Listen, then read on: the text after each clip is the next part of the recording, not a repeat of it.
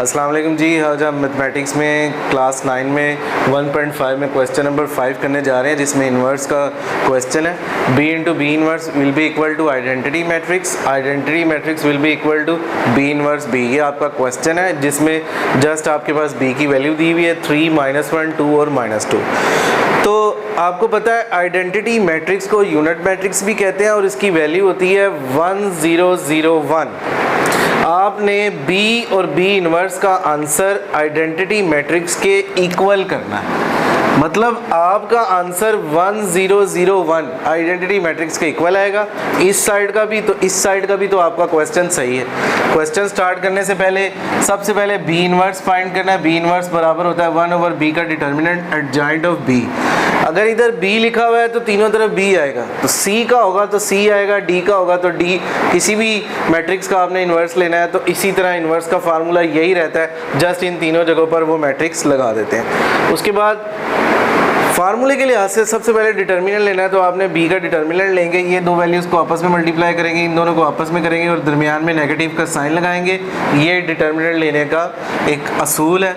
इन दोनों को मल्टीप्लाई किया, -6 2 1 2 माइनस प्लस हो गए, तो 6 और +2 विल बी इक्वल टू -4। बड़ी रकम की अलामत आई माइनस की, इसलिए -4 है। जब आप एडजॉइंट लेते हैं फार्मूले के लिहाज से, दूसरा स्टेप आपने एडजॉइंट लेना है। एडजॉइंट लेंगे तो इन दोनों की ये जो रियल मैट्रिक्स है, इन दोनों की जगह चेंज होंगी और इन दोनों की अलामतें चेंज होंगी। मैंने ऐसे ही किया, -2 ऊपर आ गया, 3 नीचे आ गया। यहाँ पर ये 2 पॉजिटिव था, ये नेगेटिव में बन गया, ये नेगेटिव था और ये पॉजिटिव बन गया। इस तरह आप एडजॉइंट ले लेंगे। उसके बाद अगला स्टेप हमारा ये है b और b इन्वर्स को आपस में मल्टीप्लाई करना। तो सबसे पहले आप b मैट्रिक्स की कीमत लिखेंगे, जो सवाल में आपके पास 3 -1 2 -2 है।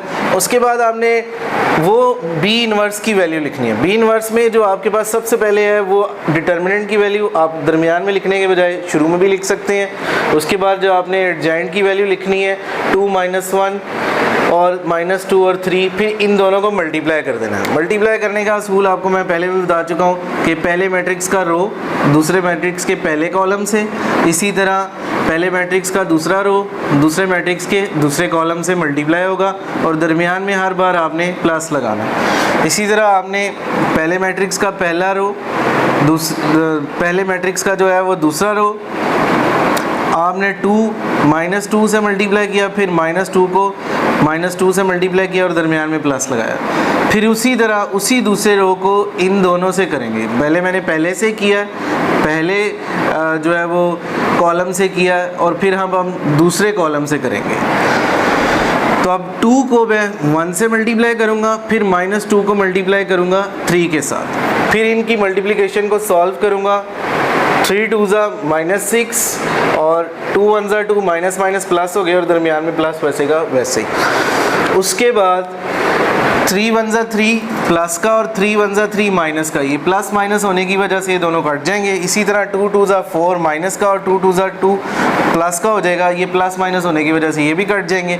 ये 2 1 2 और 3 2 6, ये 2 प्लस का और 6 माइनस का, प्लस माइनस होंगे तो ये -4 आ जाएगा। फिर बाई -4 है, इन बारी बारी इन सब से डिवाइड हो जाएगा। -4 से कट जाएगा तो 1 आ जाएगा। 4 -4 0 से कोई भी चीज़ मल्टीप्लाई और डिवाइड हो तो विल बी इक्वल टू 0, तो इन दोनों का आंसर 0 आ जाएगा और -4 -1 4 से कटेगा तो 1 आएगा। अब देख सकते हैं ये जो आपके पास वैल्यू आई है 1 0 0 1, ये आइडेंटिटी मैट्रिक्स के इक्वल है। अब आपने ऐसे लिखना है कि b into B inverse will be equal to identity matrix and will be equal to b inverse b। जब आपने एक साइड निकाल ली है वो बराबर आइडेंटिटी मैट्रिक्स यानी इसके है, ठीक है। जब आप दूसरी साइड निकालेंगे तो सेम यही सिनेरियो को फॉलो करेंगे। सबसे पहले आप b इन्वर्स निकालेंगे, उसके बाद आप साथ में b मैट्रिक्स की वैल्यू, जैसे हमने इस सवाल में पहले मैट्रिक्स b की वैल्यू लिखी थी, दूसरी पोर्शन करते वक्त यहाँ b इन्वर्स की वैल्यू, ये वाला मैट्रिक्स पहले आ जाएगा और मैट्रिक्स b की वैल्यू बाद में आएगी। मल्टीप्लिकेशन भी ऐसे ही होगी और इसी तरह लास्ट में आप डिटर्मिनेंट को डिवाइड करके 1 0 0 1 निकालेंगे तो ये दोनों साइडों का आंसर जो है वो आइडेंटिटी मैट्रिक्स के इक्वल निकलेगा। जी अस्सलाम वालेकुम। 1.5 के जो लास्ट रिमेनिंग क्वेश्चन है, जैसे कि आप देख सकते हैं कि क्वेश्चन नंबर 6 में पार्ट 1 में वो कहता है कि ए बी यानी ब्रैकेट में आपने सबसे पहले ए और बी को मल्टीप्लाई करना है। वही मैंने आपको बताया हुआ था कि अगर आपके पास स्क्वायर मैट्रिक्स हो 3 2 1 4 एंड दूसरा एक मैट्रिक्स हो 5 2 1 8, तो आप इसे मल्टीप्लाई कैसे करेंगे?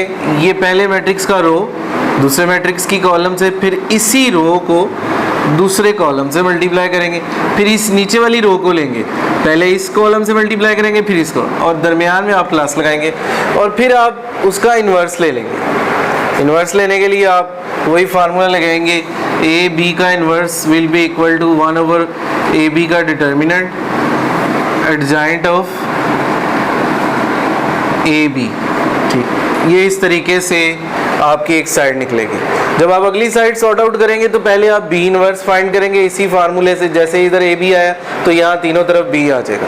इसी तरह ए इनवर्स निकालने के लिए तीनों तरफ ए ही आ जाएगा। जब आप इनवर्स निकालेंगे तो सबसे पहले डिटर्मिनेंट लें, उसके बाद एडजॉइंट लें, जो हम पिछले सवाल में जिक्र कर चुके हैं। दोनों साइडें आपस में इक्वल आएंगे तो आपका क्वेश्चन ठीक जाएगा। सेम इसी तरीके से ये सवाल होगा, ब्रैकेट में मौजूद सबसे पहले डी ए को मल्टीप्लाई करें, उसके बाद इसी पैटर्न से उसका इन्वर्स लें, फिर पहले अगली साइड की तरफ जाने तो उनमें पहले ए इनवर्स लेना है इसी फार्मूले के तहत, और फिर उसके बाद डी इनवर्स लेना है इसी फार्मूले के तहत। तो ये आपका क्वेश्चन जो है आपको हेल्प करेगा जब आप क्वेश्चन नंबर 5 को देखेंगे, उसे सॉर्ट आउट। 1.6 में जो हमारे पास क्वेश्चन नंबर 1 है, इसमें दो असूलों से उसने करना है। पहला उसने कहा कि जी इस असूल को इन्वर्स मेथड के ज़रिए सॉर्ट आउट करो, और फिर वो कहता है क्राइमर रूल के ज़रिए। इन्वर्स मेथड हो या क्राइमर रूल हो, दोनों ही असूलों में आपने सबसे पहले डिटर्मिनेंट लेना है। अगर डिटर्मिनेंट 0 आ जाए तो ना इन्वर्स पॉसिबल होगा ना ही क्रैमर रूल के ज़रिए। दोनों सिचुएशन में दोनों में ही वो पॉसिबिलिटी की शर्त नहीं होती, तो वो दोनों ही आगे सॉल्व नहीं हो पाते। तो सबसे पहले आप डिटर्मिनेंट ले लें ताकि आपको पता चल सके कि ये 0 आंसर नहीं है। ठीक है, तो फिर आगे सॉल्व हो सकता है। तो सबसे पहले आप इन्वर्स लेने के लिए आप मैट्रिक्स को राइटिंग इन मैट्रिक्स फॉर्म,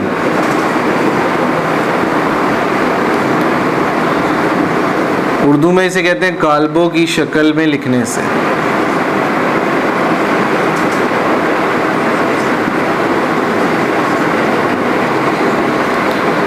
तो आपके पास ये वैल्यू है, इसको आप काल्बों की शक्ल में लिखें।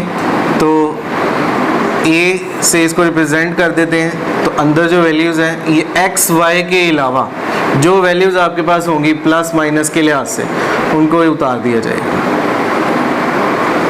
उसके बाद x की वैल्यू को एक्स वाई की शक्ल में लिखा जाएगा, और जो ये इक्वल के इस तरफ वैल्यू है उसे b की शक्ल में लिखा जाएगा। तो सबसे पहले चाहे इन्वर्स मेथड हो चाहे क्रैमर रूल कर रहे हो, तो आप उसे मैट्रिक्स की शक्ल में लिखें। a b या a x और b की शक्ल में लिखने के बाद अब उसका फार्मूला बनाएं। ax will be equal to b, x इधर ही रहेगा, a उधर चला जाएगा इक्वल के उस तरफ, तो ये इन्वर्स हो जाएगा a इन्वर्स b। तो सबसे पहले इसका इन्वर्स फाइंड आउट किया जाएगा। a inverse will be equal to 1/a का डिटर्मिनेंट एडजॉइंट ऑफ a। तो सबसे पहले इसका डिटर्मिनेंट लेंगे फार्मूले के लिहाज से। a का determinant will be equal to 2 -2 3 and 2। ये दो वैल्यूज़ को आपस में मल्टीप्लाई कर देंगे। 2 × 2, दरमियान में डिटर्मिनेंट की वजह से नेगेटिव की अलामत आएगी, और 3 मल्टीप्लाई हो जाएगा -2 से। दोनों को मल्टीप्लाई किया, 2 मल्टीप्लाई पे will be equal to 4, 3 2 = 6, minus minus positive हो जाएगा। आंसर आपके पास 10 आ गया। तो डिटर्मिनेंट आपके पास 10 आ गया। उसके बाद आपने निकालना है adjoint of A. Adjoint of A में जो मैट्रिक्स ए है, इन दोनों की जगह चेंज कर देंगे और इन दोनों की अलामतें। जगह चेंज करें तो ये 2 and 2 सेम रहेंगे। अब जब आप इन दोनों की अलामतें रहेंगे तो 3 जो है वो पॉजिटिव में है, वो चेंज हो जाएगा नेगेटिव में, और 2 जो है वो नेगेटिव में है, will be change into positive. तो ये आपके पास एडजॉइंट की वैल्यू आ गई। तो फार्मूले के लिहाज से सबसे पहले आपने डिटर्मिनेंट निकाला, उसके बाद आपने एडजॉइंट निकाला। अब आप उसी तरीके से ये वैल्यूज पुट करेंगे। इसमें x is equal to a inverse b में पहले इनवर्स की कीमत लगाएंगे, फिर b की लगाएंगे और इन दोनों को मल्टीप्लाई कर देंगे तो x y की कीमतें आ जाएंगी। तो x is equal to using formula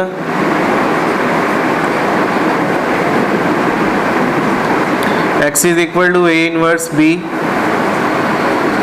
तो पहले इन्वर्स की कीमत लगेगी 1 ओवर, तो पहले डिटर्मिनेंट की वैल्यू लगाएंगे, वो आपके पास 10 है। एडजॉइंट की वैल्यू लगाएंगे, वो आपके पास है 2, 2 माइनस 3 और 2। उसके बाद आप b की कीमत लगाएंगे, वो आपके पास 4 और 6 है। इन दोनों वैल्यूज़ को आपस में मल्टीप्लाई कर देंगे और 1 ओवर 10 को एज इट इज साथ उतारेंगे। 2 को पहले मल्टीप्लाई करेंगे 4 से, दरमियान में प्लस, फिर 2 को मल्टीप्लाई करेंगे 6 से, यानी पहले मैट्रिक्स की रो को दूसरे मैट्रिक्स के कॉलम से, फिर इसी मैट्रिक्स की दूसरी रो को अगले मैट्रिक्स के इसी कॉलम से मल्टीप्लाई किया जाएगा और उसको उसके नीचे लिखा जाएगा। -3 multiply by 4 plus 2 multiply by 6। फिर इनको सॉल्व करेंगे, तो सॉल्व करने से जो आपके पास आंसर आएगा वो आएगा 4 to 8 प्लस 12 माइनस 12 प्लस 12। -12 और प्लस 12 आपस में कट जाएंगे, 0 आ जाएगा, और 12 और 8 आपस में प्लस हो जाएंगे तो आपके पास 20 आ जाएगा। तो x का आंसर आपके पास आ गया 20 और 0। अब आपने शुरू में x की वैल्यू को रिप्रेजेंट किया था x और y के साथ, तो जो पहला आंसर है वो बिलोंग करेगा x को। पहले आप इधर पुट करें x y will be equal to 20 और 0। तो पहला आंसर जो है वो बिलोंग करेगा x को और दूसरा आंसर जो वो बिलोंग करेगा y को। तो आप लिख सकते हैं x is equal to 20 and y is equal to 0। तो उसके बाद जो है वो आपने ये बारी बारी दोनों से 10 को जो है वो डिवाइड करना है। तो जब आप 10 से डिवाइड करेंगे, 1 ओवर 10 का डिटर्मिनेंट जो लिया हुआ था हमने लास्ट में, ये 10 से इसको 20 को डिवाइड करेंगे तो ये 10 2 ज़ा 20, और 10 से कोई भी चीज़ डिवाइड होती है तो वो 0 आ जाएगा। तो पहला आंसर जो है वो 2 जो है वो x को रिप्रेजेंट करेगा और दूसरा आंसर 0 जो है वो y को रिप्रेजेंट करेगा। लास्ट में आपने मल्टीप्लाई करने के बाद, ऐड करने के बाद डिटर्मिनेंट से मल्टीप्लाई ज़रूर करना है, डिवाइड करना है। जैसे आप डिटर्मिनेंट से डिवाइड करेंगे तो 2 आंसर आएंगे। पहला आंसर जो 2 है वो रिप्रेजेंट करेगा x को, दूसरा आंसर जो 0 है वो रिप्रेजेंट करेगा y को। तो ये इन्वर्स मेथड है। अब हम इन्वर्स मेथड के बारे में अगले क्वेश्चन में जिक्र करते हैं। जैसा कि मैंने आपको पहले क्वेश्चन में सिखाया, सबसे पहले जो भी क्वेश्चन आए इन्वर्स में हो, क्रैमर में हो, तो उसको आप राइटिंग इन मैट्रिक्स फॉर्म।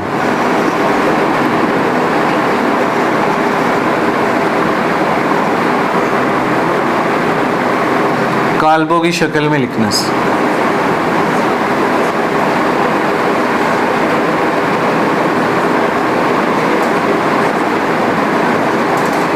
उसके बाद इसको पहले को a से रिप्रेजेंट करें और जो आप वैल्यूज उतारेंगे a बनाते वक्त, तो x और y नहीं लिखेंगे। यहाँ इसकी जगह 2x है तो 2 उतारेंगे, x नहीं लिखा जाएगा। जहाँ कुछ नहीं हो और y पड़ा हो या x पड़ा हो, वहाँ खाली 1 आता है। प्लस माइनस का ख्याल रखें, अगर इधर माइनस होता तो मैं इधर माइनस लगाता, और इधर 6x है तो 6 आएगा, 5y है तो 5 आएगा। इसी तरह अगला मैट्रिक्स b है, इक्वल के उस तरफ जो पड़ा होता है वो b होता है, उसको आप b की शक्ल में लिख सकते हैं। उसके बाद आप ये मैट्रिक्स को एक्स वाई की शक्ल में, x is equal to X Y, तो पहले आप a b और x की शक्ल में लिखने को राइटिंग इन मैट्रिक्स फॉर्म कहते हैं, काल्बो की शक्ल में। उसके बाद फार्मूला होता है ax is equal to b के, तो x इधर ही रहेगा, a उधर जाकर मूव कर जाएगा, तो a इनवर्स b। तो फार्मूला बना हमारे पास x is equal to a inverse b। तो सबसे पहले a इनवर्स निकालेंगे, तो a इनवर्स का फार्मूला होता है 1 ओवर a का determinant adjoint of a।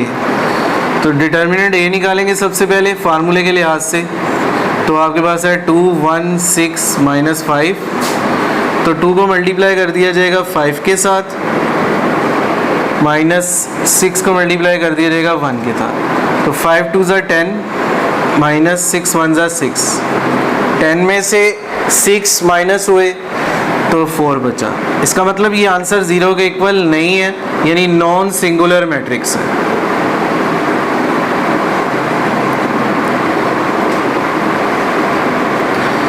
Singular matrix कौन से होते हैं? जिनका आंसर 0 के इक्वल आता है। जिनका आंसर 0 के इक्वल नहीं आता वो नॉन सिंगुलर होते हैं। वही आगे पॉसिबिलिटी होती है कि वो क्रैमर रूल भी सॉल्व कर सकते हैं उनके लिहाज से, और इन्वर्स मेथड भी उनमें पॉसिबल होता है।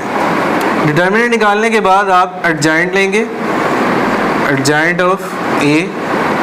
तो एडजॉइंट ऑफ ए में, मैट्रिक्स ए में इन दोनों की जगह चेंज कर देंगे, प्लेसेस चेंज कर देंगे। 5 ऊपर आ जाएगा, 2 नीचे आ जाएगा, और इन दोनों की लामतें -6 और -1 हो जाएगी। उसके बाद आप फार्मूला लगाएंगे, यूजिंग फार्मूला।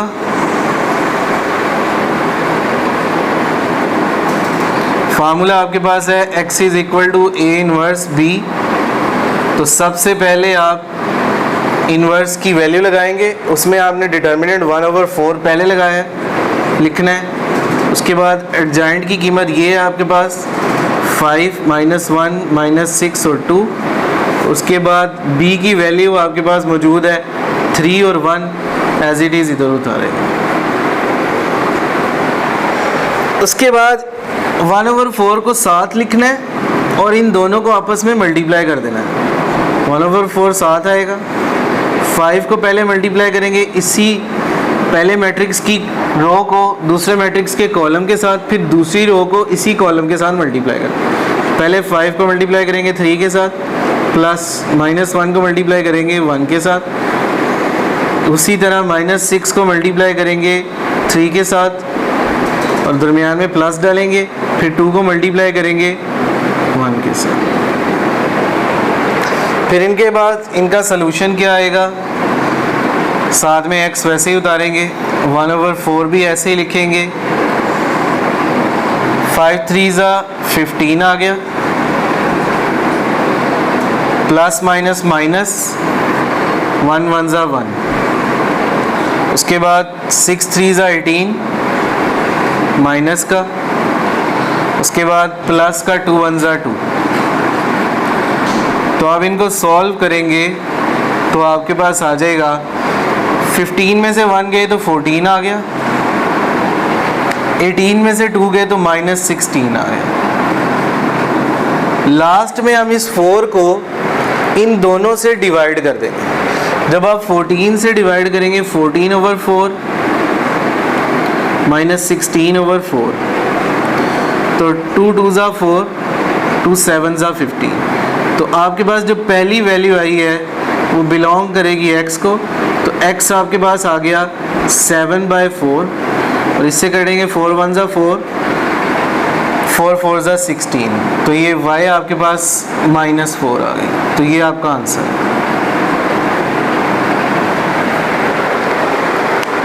जी, अब हम 1.6 में क्रैमर रूल पर बात करते हैं। वही क्वेश्चन है, पहले आपने इन्वर्स से समझा, अब हम क्रैमर रूल से उसको समझते हैं।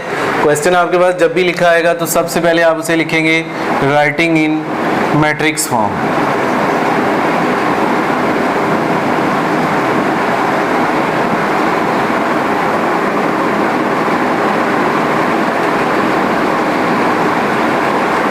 मैट्रिक्स फॉर्म कॉलमों की शक्ल में लिखने से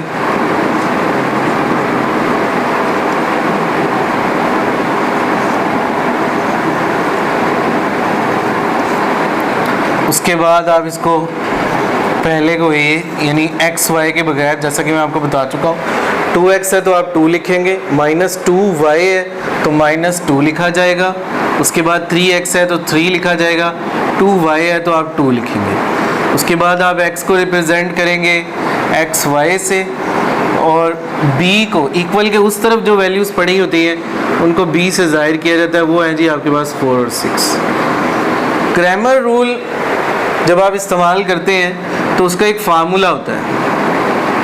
तो using क्राइमर rule,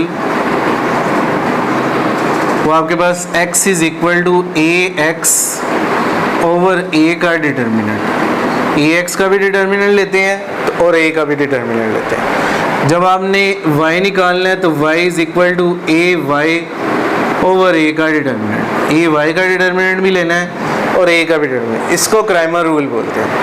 x is equal to A X over a का determinant, y is equal to A Y over a का डिटर्मिनेंट। तो सबसे पहले आप देखें इन दोनों में एक चीज़ कॉमन है, यानी a का डिटर्मिनेंट। अगर डिटर्मिनेंट ज़ीरो आ जाए तो ना x पॉसिबल होगा ना y पॉसिबल होगा, क्राइमर रूल आप फाइंड नहीं कर सकेंगे। तो ज़रूरी ये है कि यहाँ पर नॉन सिंगुलर मैट्रिक्स की वैल्यू आए, यानी डिटर्मिनेंट लेने के बाद ज़ीरो के इक्वल ना आए, तब आप इसे आगे सॉल्व कर सकते हैं। तो सबसे पहले हम a डिटर्मिनेंट निकालेंगे। तो a की जो मैट्रिक्स की वैल्यू है उसको इधर उतारा जाएगा, 3 माइनस 3 2, और इन दोनों को आपस में मल्टीप्लाई किया जाएगा, 2 और 2 को, माइनस 2 और 3 को आपस में मल्टीप्लाई किया जाएगा, 2 2 ज़ा 4, माइनस माइनस प्लस 3 2 ज़ा 6, तो आपके पास डिटर्मिनेंट 10 आ गया। उसके बाद आपने फार्मूले के लिहाज से सबसे पहले आपने ए एक्स फाइंड करना है, उसके बाद आपने ए वाई, ए डिटर्मिनेंट तो आपने निकाल लिया और उसके बाद आप ए एक्स निकालेंगे, ताकि आप इस x के फार्मूले में पुट करके ऊपर ए एक्स की वैल्यू नीचे डिटर्मिनेंट, दोनों को डिवाइड करेंगे तो x आपके पास। इसी तरह आप सबसे पहले ए वाई निकालेंगे, उसके बाद तो ए वाई की ऊपर वैल्यू पुट करेंगे, नीचे डिटर्मिनेंट की, दोनों को डिवाइड करेंगे तो y आपके पास पॉसिबल हो। तो आप ए एक्स निकालेंगे। ए एक्स निकालने के लिए सबसे पहले आप b मैट्रिक्स की वैल्यू को यूज़ करेंगे, 4 और 6। उसके बाद मैट्रिक्स A में जो सेकंड एलिमेंट है -2 और 2, उनको यूज़ किया जाएगा और इनका डिटर्मिनेंट ले लिया जाएगा। 4 को इसी तरह 2 से मल्टीप्लाई कर देंगे, प्लस -2 को मल्टीप्लाई कर दिया जाएगा 6 के साथ। तो आप जब इन्हें सॉल्व करेंगे 4 2 ज़ा 8, -6 2 ज़ा 12, तो ये आपके पास -4 आंसर आया, क्योंकि 12 बड़ी रकम थी, उसके पास नेगेटिव है, इसलिए इसके साथ भी नेगेटिव है। उसके बाद ए एक्स निकालने के बाद आप निकालेंगे ए वाई। ए वाई में भी इसी तरह डिटर्मिनेंट लिया जाएगा, लेकिन ए एक्स निकालने के लिए हमने सबसे पहले बी की रकम लिखी थी और ए का सेकंड एलिमेंट लिखे थे। यहाँ पर ए का जो फर्स्ट एलिमेंट जो हमने ए एक्स में नहीं यूज़ किया था वो ए वाई में पहले लिखा जाएगा। उसके बाद बी की एलिमेंट 4 और 6। तो क्राइमर रूल में बी का एलिमेंट जो बी की वैल्यूज़ हैं वो दोनों में यूज़ होंगी, मगर फ़र्क ये है कि ए एक्स निकालते वक्त वो पहले लिखी जाएंगी और ए वाई निकालते वक्त वो बाद में लिखी जाएंगी, और दोनों ही दफ़ा दोनों मैट्रिक्स का डिटर्मिनेंट लिया जाएगा। 2 को 6 से मल्टीप्लाई करेंगे, -4 को 3 के साथ मल्टीप्लाई कर देंगे, तो डिटर्मिनेंट 6 2 ज़ा 12, -4 3 ज़ा 12, दोनों को मल्टीप्लाई करेंगे, प्लस माइनस होने की वजह से 0। अब आपके पास तीनों आंसर आ गए हैं। डिटर्मिनेंट का आंसर आपके पास 10 आया, ए एक्स का आंसर आपके पास -4, ए वाई का आंसर आपके पास 0 आ गया। अब आप जस्ट फार्मूले में पुट करें, x is equal to A X over A का डिटर्मिनेंट। तो ए एक्स की वैल्यू आपके पास है -4 और डिटर्मिनेंट की वैल्यू आपके पास है 10। 2 2 ज़ा 4, 2 5 ज़ा 10, -2/5। अब आपने फार्मूला आपके पास है x is equal to A X over A का डिटर्मिनेंट। ए एक्स की वैल्यू जो आपके पास लिखी हुई है 20, ठीक है, तो आप ए एक्स को ऊपर उसकी वैल्यू पुट करेंगे, वो है 20। ए डिटर्मिनेंट की वैल्यू आपके पास 10 है, दोनों को डिवाइड करेंगे तो 2 आ जाएगा, तो x आपके पास है 2। उसके बाद आप ए वाई निकालेंगे, y is equal to A Y over A का डिटर्मिनेंट। ए वाई चूँकि आपके पास 0 निकली है, इधर 0 पुट हो जाएगी, ए का डिटर्मिनेंट आपके पास 10 है, 10 पुट हो जाएगा, तो 10 को किसी भी चीज़ से 0 को किसी भी चीज़ से मल्टीप्लाई किया जाए या डिवाइड किया जाए विल बी इक्वल टू 0। तो आपके पास ये दो आंसर।